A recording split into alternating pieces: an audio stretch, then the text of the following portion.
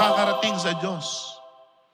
Yung mga kasuklam-suklam na mga katiwalian ng mga pamahalaan, ng mga kawani ng pamahalaan, ang mga kapabayaan ng gobyerno sa korupsyon, ang pagbubulag-bulagan nila para tulungan ang bansa, para iahon ng bansa, ang kanilang mga kamangmangan ay hindi nakakalampas sa langit.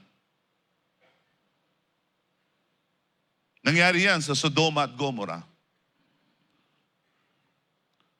Subalit bago niya ito hukuman, mayroong nagmalasakit sa Sodoma at Gomora, si Abraham.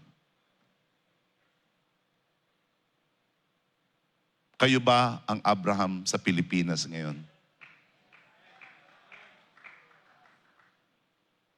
You don't need to answer right away. I'm gonna ask you this question, you don't need to answer. Kayo ba ngayon ang Abraham sa Pilipinas ngayon? Na ang inyong pagmamalasakit, pagmamahal sa bansa natin at sa mga bansa ng mundo ay gayon na lamang. Yan ang aking nakita sa aking ama. Ang mahal at yumaong apostol Arsenio Ferriol ay isang tunay na makabayan. Hindi lang siya nagmamahal sa Pilipinas sa salita. Nagmahal siya sa Pilipinas sa gawa.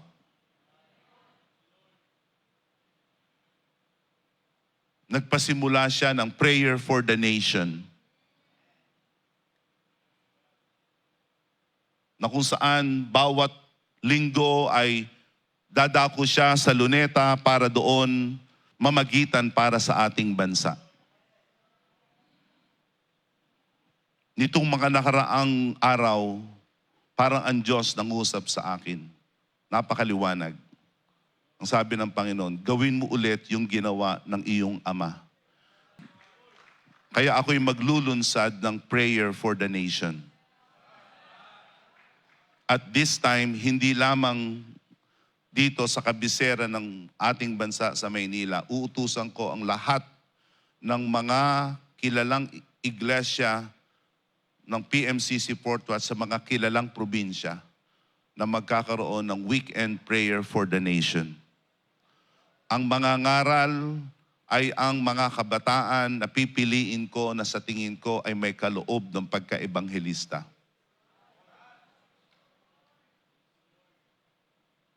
Noong kasagsagan ng Operation Tokhang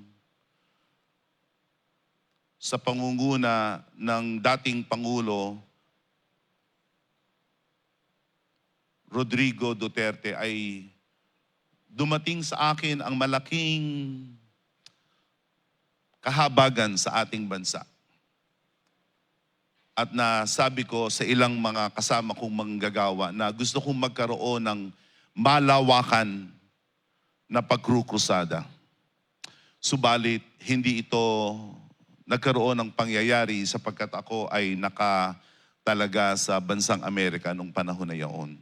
Subalit, hindi nawala sa aking puso ang pagmamalasakit sa ating bansa at sa kalagayan ng mundo. Nung dumating ang COVID-19 pandemic, ay hindi ako mapakali. Sapagkat alam ko mayroong mali sa nangyayari. Mayroong mali na nangyayari. Ito man ay kagustuhan natin o dahilan sa atin, pero mali ang nangyari sa COVID-19 pandemic na kung saan ang gawain ng Panginoon ay halos napahinto. Ako'y lumaban. Ako'y naglunsad ng Home Free Global Online Crusade. Kasama ko ang ilang mga kabataan sa sanktuaryo ng PMCC Portwats of South Bay. Ako ay naglunsad ng krusada na sunod-sunod. Hindi agad ito ginawa ng marami. Subalit ako'y nagpatuloy, hindi ako nagpatinag. Ngayon, pagbabalik tanaw, masasabi ko na ginamit ng Diyos ang Home Free Global Crusade para maging revival sa PMCC Fourth Watch.